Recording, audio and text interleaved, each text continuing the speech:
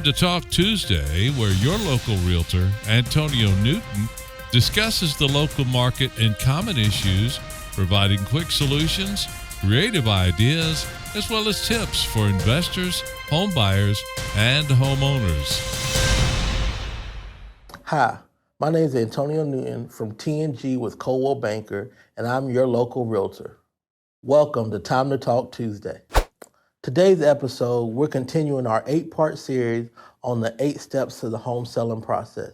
Today is part 5, which is prepare your home for the market. Preparing your home for the market is essentially a 2-step process. You need to prepare your home to be sold, but then you also need to prepare your home for showings as well. The first step is to prepare your home to be sold. So what this would entail is to get a pen and paper and walk around your house and look for any defects or anything that may be changed. Look for uneven paint in walls, look for holes in walls, look for your faucets. You want to make sure they aren't leaking and that they're nice and shiny. If they're not, you may consider purchasing some new faucets. You want to really look for anything or any repairs that may need to be made before you put your house on the market. It may not be a bad idea to also go ahead and get an inspection. That will do 2 things. Is one, it will let you know what areas need to be addressed in your home, and you can do that before your house hits the market. And 2, it's also going to prevent you from getting a contract, have the buyers do their inspection, and then you find out about repair costs and things that you could have been made aware beforehand. So really it helps you be proactive, which is one that's going to guarantee a smoother transaction as well as keep more money in your pocket, because some repairs you may can do for yourself. And a repair addendum oftentimes is stipulated that all repairs be done by a licensed contractor. And of course we know that could be costly. So if you are known about these things beforehand, then you could either shop for better pricing, you won't be up against a time crunch, or some things you may be able to do yourself as the homeowner. Don't forget about the outside. Curb appeal is very important. Obviously, as your realtor, we're going to put money into making sure we have professional photos and a great video done to showcase your home. But we want to make sure that your home is painted in the best light possible.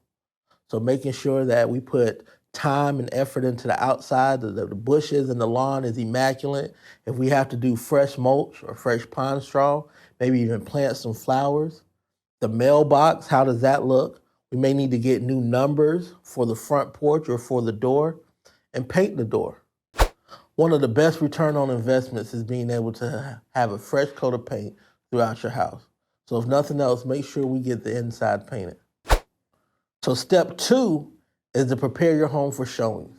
So now you put forth the work and the time and the energy to go through your house and fix all the deficiencies. You hopefully got a home inspection report done so you know the condition of your house and you address those things before they hit the market. So now what we need to do is prepare your home for showing. Well, how do you do that? Well, one, I have a checklist that I like to give to my clients that they can just go by with the different areas. So you can do the bathroom and the kitchens are the main areas to focus on. You want to make sure that they sparkle and shine. Of course, the buyers know that they're buying a resale house, so someone's lived in it. But the more we can to declutter so they can see visible square footage is going to help tremendously. We also want to make sure that we depersonalize it. If we're going to be moving, now would be a good time to maybe have a garage sale and go ahead and pack up some of these things. So that way they can actually envision themselves, a buyer can, when they walk through your property. They can see the space and see how it can be used, but then they can also envision themselves there as well.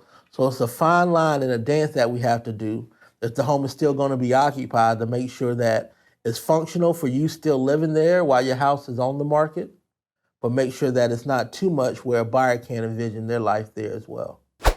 I like to tell my clients that once you put your house on the market, it's no longer your house. It now belongs to the market.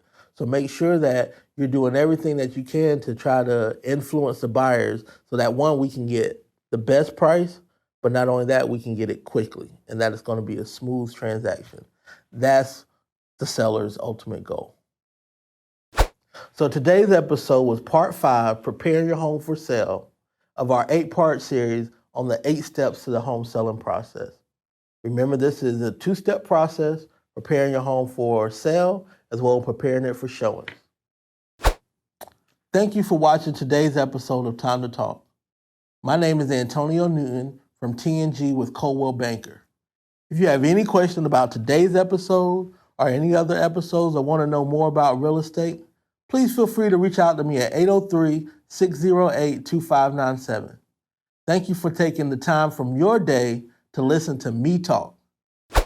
This episode of Time to Talk Tuesday was brought to you by the Newton Group at Coldwell Banker, where nothing works until we do.